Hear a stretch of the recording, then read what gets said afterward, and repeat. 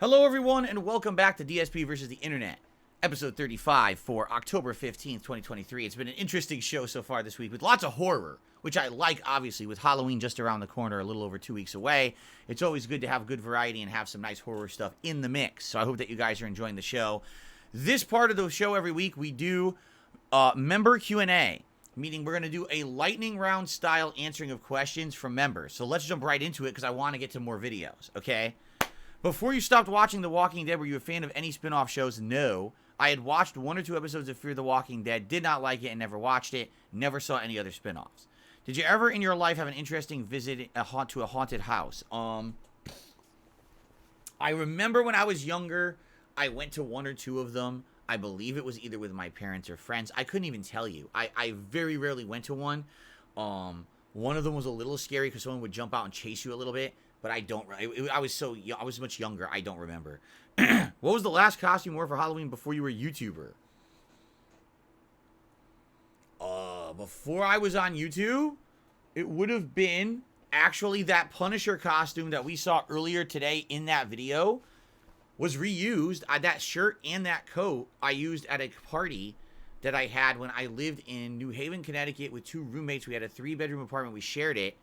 And we had a party where all of our friends from different walks of life came over. My Street Fighter friends came over, and some of their friends came over, and we all hung out and played beer pong and did stuff. And I was dressed as the Punisher, so same exact costume actually.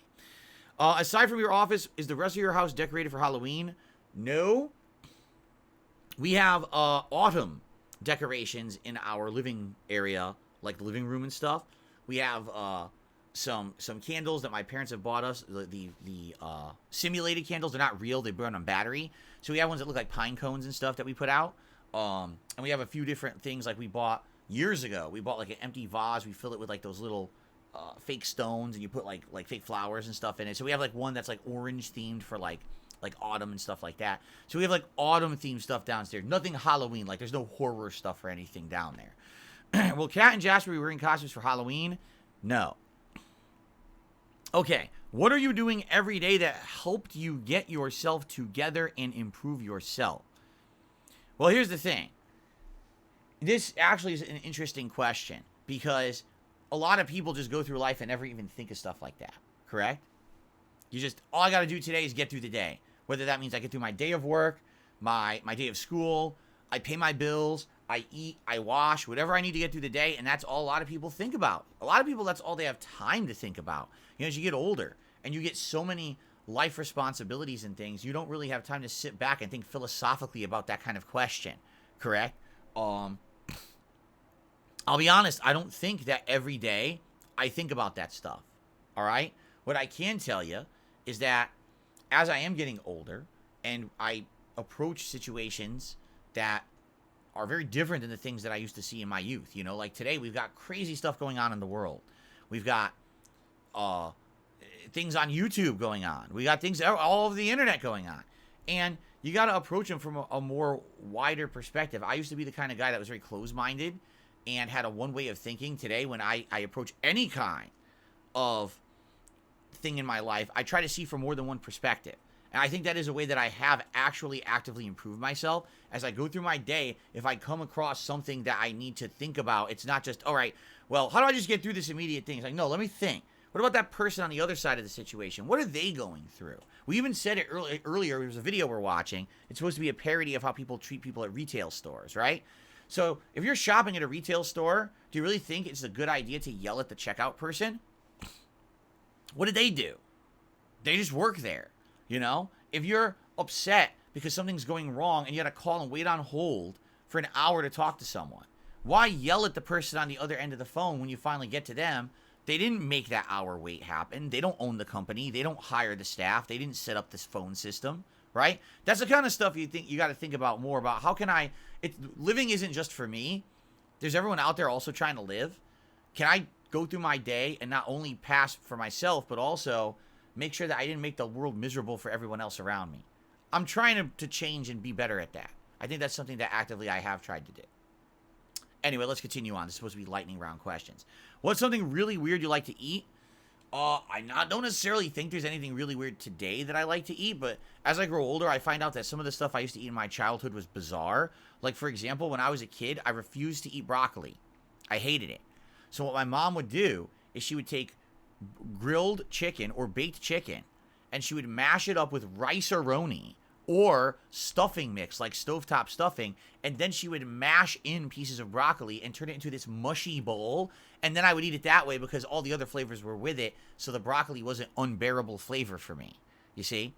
When I was a kid, I used to have this weird dressing that I would make. It was a mixture of Miracle Whip and ketchup, and I would mix the two together to create this hybrid dressing that I would dip, get this, kielbasa in. Yes, Polish kielbasa. I would eat it and dip it in that dressing and eat it for dinner. I know that sounds weird. I don't do it anymore. That's just something I did as a kid. And then all the time I talk about things that like we would have that were cultural things in food that I would eat when I was a kid. And one of the things that we used to make or have was called spaghetti cake. My mom would boil pounds of spaghetti and then add egg and like almost like a tapioca pudding thing with it, and then cinnamon, sugar, and other things, form it into like a Pyrex baking pan, like brownies, bake it, and you would take it out, cut it into squares, and eat it. And we thought it was delicious. To this day, I think about the flavor, and I think, man, that was delicious. Seriously. What is one profession you would like to have? Honestly, I think I have the best profession I could ever have. This is the best job I've ever had. I can't imagine a better job. There's things I've aspired to do. Like I said, I always thought about maybe one day I would open a restaurant. And I would be, be able to make like nice cuisine or have a bunch of chefs that were good at it and make people happy with food or something like that. Of course, that's probably never going to happen. I'm now in my early 40s. I mean, how old am I going to be until I have enough money to open a restaurant? It's probably never going to happen, right? But it was just something I thought about. What famous celebrity would you want to meet? None. I don't care. I was never that kind of person that wanted to meet a celebrity or get an autograph. I'm not anyone like that. I've never given a shit. So the answer is nobody. Rank your top 3 favorite holidays. Christmas. I don't really think of holidays that much. There's 3. Christmas, Thanksgiving, Halloween, right? So I'd probably go Christmas number 1, maybe Halloween number 2, and Thanksgiving number 3. That's about it. I don't even think about other holidays, honestly. And you've previously said you suffered with depression. Have you ever thought about suicide, and did you ever attempt suicide? That's a pretty serious topic. I've talked about it briefly. Yeah, there was a time in my life I was at my lowest low. This is probably about mid to late 2000s, where I was so depressed. I hated my life. I hated myself. I didn't think anyone else loved or cared for me. And I wanted to end it all. All right? But am I going to talk specifics? No, I'm not. Okay? It's a little too personal. All right. That is the Q&A segment, ladies and gentlemen. Thank you for submitting your questions. Remember, super members will be able to ask more questions next week. All right. Let us now get back to the videos, shall we? All right.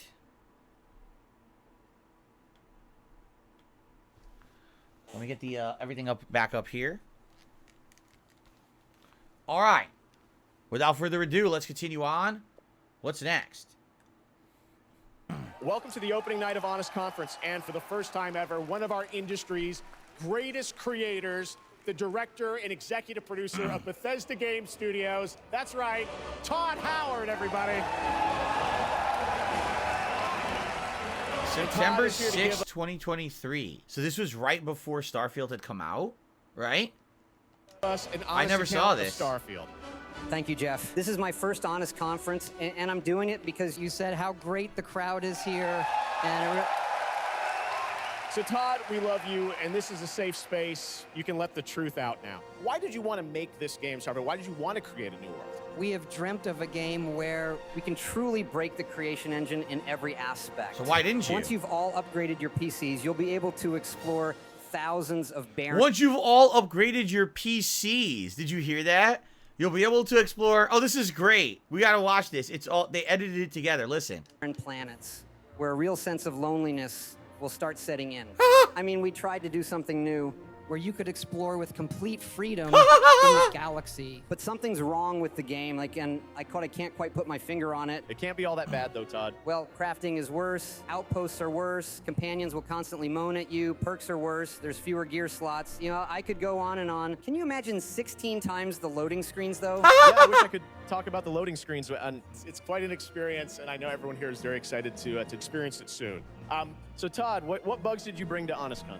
Yeah, it's really cool. We've built a 300-person seat theater where we're constantly looping bugs from the game. Nice. And what's the experience like? Well, to be honest, it's a real nightmare. They're going to need to buckle up, and it's 2 hours they'll never get back. And I see a lot of things on the internet. I'm not sure that's real. Let's move on to Quest then. Could you give us an example of what that's like? Yeah, Jeff. As an example of a quest, you'll go to a star yard, talk to a lady, need to fetch a beverage, 10 loading screens later, and you've got a beverage. That's it. That's the only quest in that handcrafted location. Surely there must be some improvements to the creation. Look at the creature. Just wait until you see what we've done with global illumination, bucket physics, artificial intelligence, character variation, and our brand new cutting-edge 2005 motion capture technology. 2005, because that's when it's I honestly from. believe we have the worst UI in the world because, hey, you know, the modders will fix that. And after 100 hours in the game, I still have no idea where anything is in New Atlantis. I honestly have zero clue where my penthouse apartment is. And any Metacritic predictions for this, Todd? We're aiming for a controversial 7 out of 10. Yeah, it's such an awkward experience, you know, and hopefully a nail in the coffin for the creation engine. But Todd, you and your team have played such a pivotal role in game development and have created some of our fondest childhood memories. We'll still buy the game and chalk this all up to experience. And now at least we can look forward to Elder Scrolls 6. What is this video called? Todd Howard unveils the truth about Starfield in an honest, and then it cut off. But it's from Unscripted 8 days ago. It's really good. That's a really good video, dude. So thank you for all you've done for our industry, Todd. Everyone, Todd Howard. Thank you. Shout out to the chess club. Thanks so much, Todd. Really appreciate it. On this conference. You on my mind a lot. Don't need no time watch. I don't know how I got you in my pocket spot. Yeah, that's babe. Need you every day. You like my oxygen. Oh my god. Got my heart no barging in from the Yeah, I love his face. Ooh.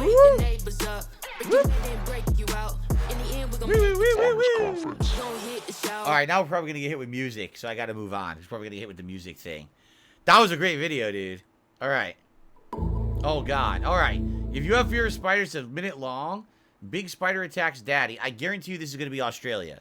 Australia has the craziest, biggest, fucked up spiders. So if you are afraid of spiders, don't watch this next minute. Ready? Here we go. I've got a visitor in the house, and she's up there on the roof. And if I keep the camera around, we'll be able to see her. Oh, there she is. She's a wonderful critter, and it's mating season, so she's out in the prowl looking for a mate.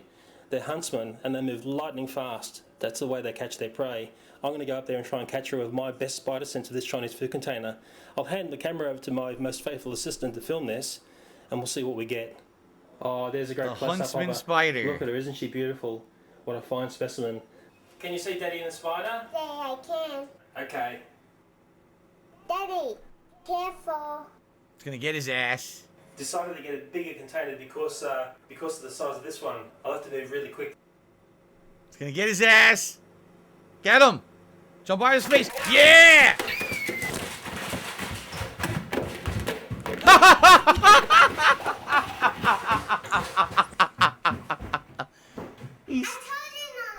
He stumbles out of the room with the bucket on his foot. That's great. That was legit good. Do. What an idiot. All right. But no, those things are huge. You know, there's a viral picture of one. It's big. There's a clock on a wall in Australia. The spider's so fucking big, its legs are extending past the edges of the clock. It's insanely creepy. Those things are giant. All right. The soundtrack of the original Resident Evil, to me, is special in the sense that it's a horror game soundtrack that achieves the rare accomplishment of being cinematic and atmospheric while at the same time also being memorable. It seems like it's so often that a horror game OST can creep you out and be I've seen this guy has done a lot of cool videos over the years, documentary style videos, and a lot of stuff is comedy too with this guy. I think his name is Justin Wang. I didn't know about this. It's faking deafness. I mean, it's 20 minutes long. We can't watch the whole thing, but maybe we can like skip to the good parts. Very atmospheric. They'll elevate the mood, but to me it seems like it's very rare, especially now, that any of the tracks really stick with you after you turn the game off. But Resident Evil had so many earworms. You got the save room music, Yes. the guardhouse basement, Rebecca's theme, Barry's Revenge. You got the end theme Still Dawn, which is probably one of my favorite video game songs of all time. And then you got the Resident Evil Director's Cut DualShock Edition soundtrack. That soundtrack is also special, but for very different reasons. I never heard that. Oh God. Yeah, I never played the DualShock edition. I didn't know it had a different soundtrack. That sounds terrible. Oh God. You gotta wonder, why is this song that sounds like Little Sneezer's fart trumpet from Tiny Toons? Why does this exist when Resident Evil already had a perfectly good soundtrack? And how does it tie into perhaps the biggest hoax in the history of the Japanese music industry? Well, for this video, let's talk about the Japanese composer that got caught faking being deaf. Wow.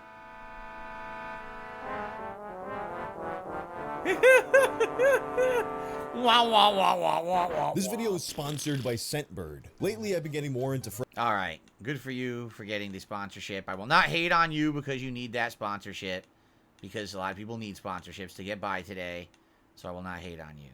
All right. Let's fast forward. But the crappiness of this song has gone on to outshine a lot of the other fantastic turds that await you on this soundtrack. For example, you've got Barry's Conversation, which sounds like Twinkle Twinkle Little Star. What the fuck? You got Wesker is Found, which sounds less like a song for a shady double-crosser and more like the theme for a mischievous kitty cat.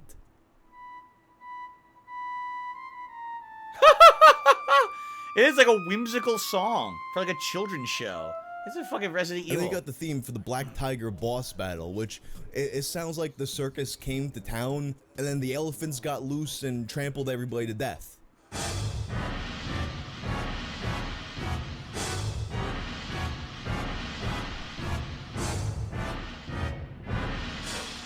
Right. It's just dun, dun, dun. But that's not to say that the score is entirely without good tracks. You have one track that I think actually kind of beats its counterpart in the original, that one being Disappearance. This one to me sounds a lot more dark and foreboding and makes me think of something that might have been on the Sweet Home soundtrack. Oh. I never played Sweet Home. It's an NES game, right? Super scary. It's supposed to be like the prequel to all horror games, the predecessor. You've got the Second Floor Mansion Revisited, which sounds like something that could have been on the Parasite Eve soundtrack. Oh, yeah. Absolutely. Like a xylophone. That does sound like Parasite Eve. And then there's Rebecca's Safe in the Medical Room, which is probably my favorite track on this soundtrack. It reminds me a lot of something that you'd hear in a Fulci movie.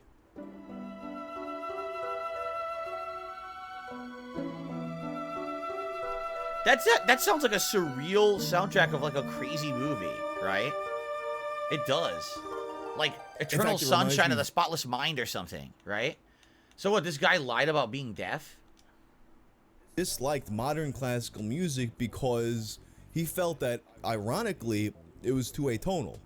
He would instead continue to pursue his passion of making music as an adult by studying the work of Western classical composers. But then, tragedy strikes. I like to compliment this guy's setup. I really like this guy's filming setup because you notice he's got all this stuff in the background, but he's got it out of focus. So it's a little interesting the way he's got it all out of focus, but he's got the lighting like I have, right? Which looks really nice on camera. His lighting is, this is a really photogenic setup to his videos. And also how he cuts, he cuts closer, back, That's another cinematic trick that people uses. So, pretty good. I mean, I understand why people like his videos. There's a lot of effort put into this, the cinematography, for sure. He begins to suffer from severe migraine headaches that affect his hearing. And at the age of 24, he's diagnosed with a hearing disability with severe hearing loss in both ears. But despite this hurdle, not only does he keep pushing forward, but he demands to do things on his own terms. He's offered work composing for TV dramas. Like, I'm fascinated. What are these things around him? I'm looking at them while I listen to him. I'm looking all around at the things going on around him, and I'm like, what's that? What's that? You know? He hated TV dramas. He turned them down because he felt these shows were garbage and he could do better. So instead, he worked at a video store and as a street sweeper, doing what he could to make money until he got a composition job that was up to his standards. That would come in 1997 with a film called Remembering the Cosmos Flower, a movie about a schoolgirl who gets AIDS from a blood transfusion. Oh, God. And then not long after, his second job would come, that being the infamous Resident Evil Director's Cut DualShock soundtrack. This was only his second and regardless job? of how that soundtrack was received, Capcom would hire him again not long after, this time for Onimusha Warlords. But tragedy strikes once again. While working on the soundtrack with only 3 songs left to compose, Mamoru suffers from a seizure that causes him to lose almost all of what was left of his hearing. Oh, God. But using his perfect pitch, as well as subtitled scenes of dialogue from the game, he powers through and completes the soundtrack. And this soundtrack is like night and day from the Resident Evil DualShock soundtrack. It's fully orchestrated, completely competent, and basically what you would expect from a samurai video game. In particular, the track Rising Sun became very popular.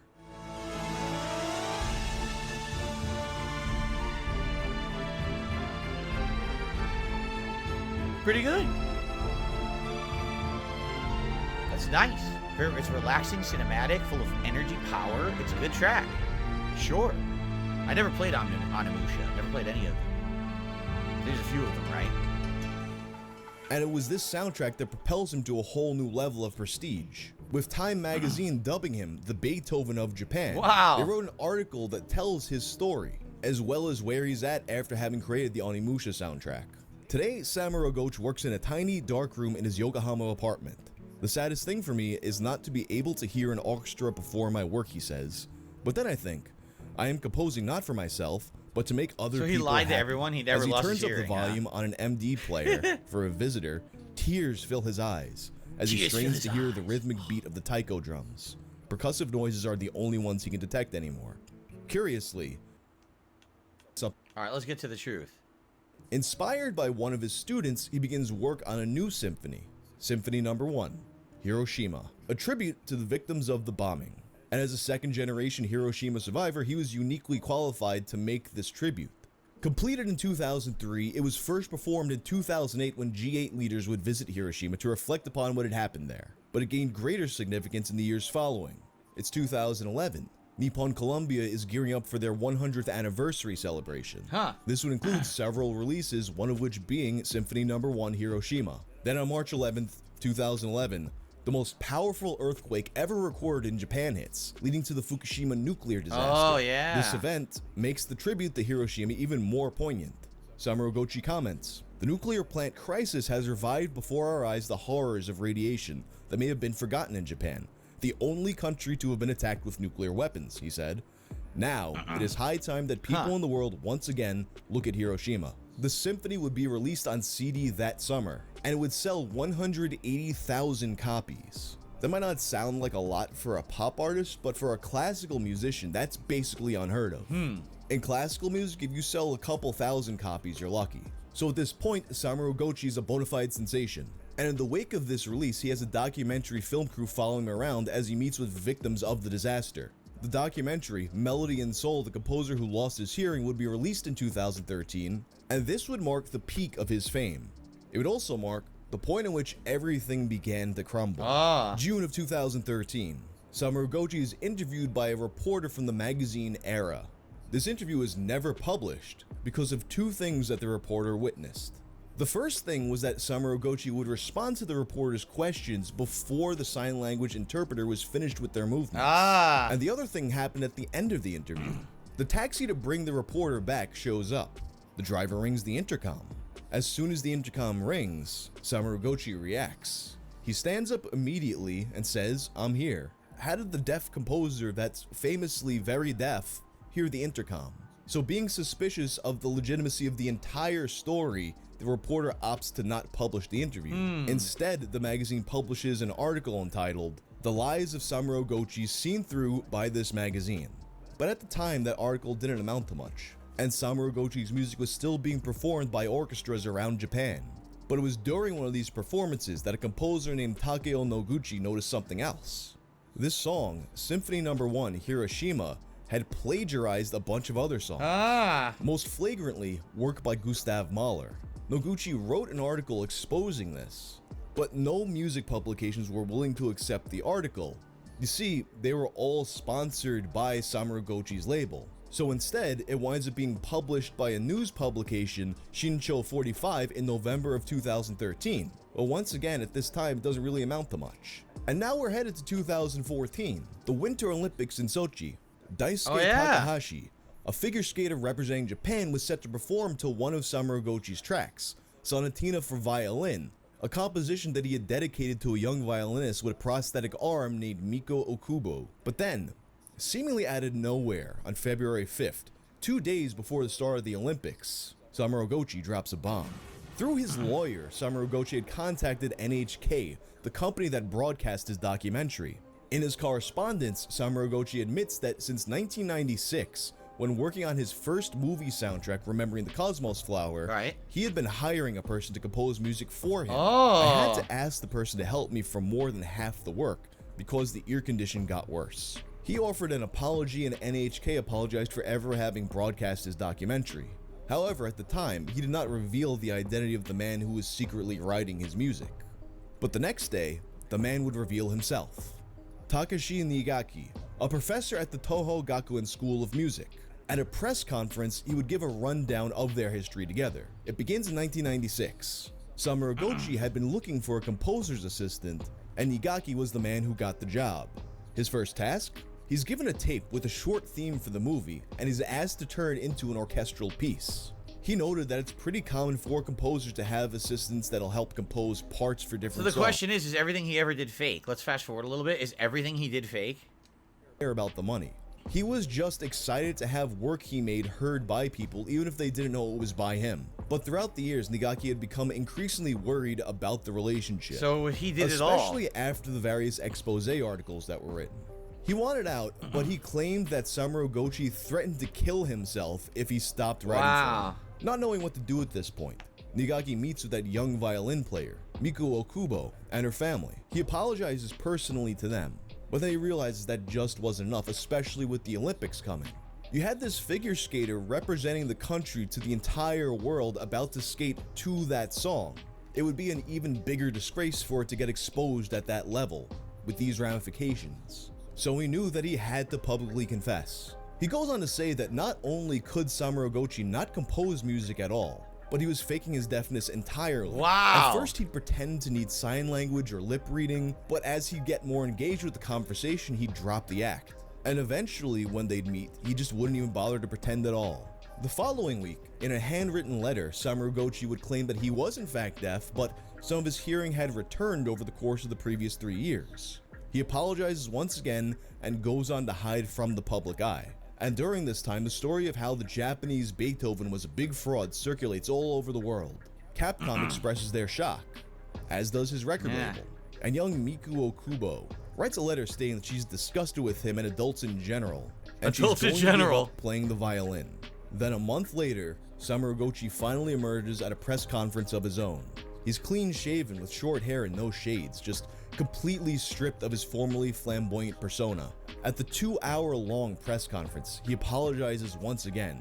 He clarifies that although he did lie about the extent of his deafness, he does suffer from hearing loss. Just not enough to qualify for the legal definition of deafness, prompting him to return his certificate of level 2 physical disability. But he also said that Nigaki lied, that he was always asking for more money, that he exaggerated the degree to which Samaru Gochi was faking his deafness, and that he made up the suicide threats. And in response, he stated his intention to sue Nigaki for defamation, although no such lawsuit appears to have ever materialized. So what happens next?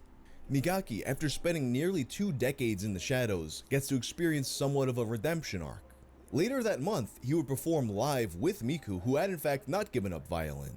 And 2 years later, in August of 2016, the first symphony written under his own name after the scandal was performed, Symphony No. 2, Litany. He would also return to the game industry in 2019, composing the theme song for the game Earth Defense Force Iron Rain. As for Samaru Gochi, you might be surprised that he's returned, somewhat recently actually.